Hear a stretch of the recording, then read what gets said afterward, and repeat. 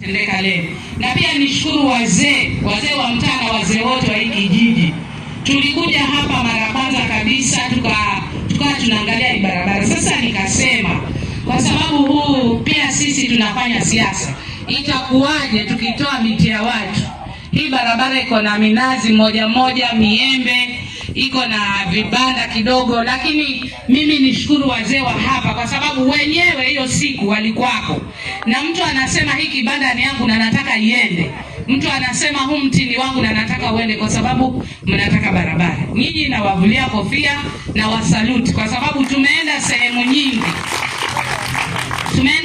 nyingi na tukaambiwa huu mti uko hapa na hautaondoka. Kama mnataka kuondoa huu mti sisi tunapambana.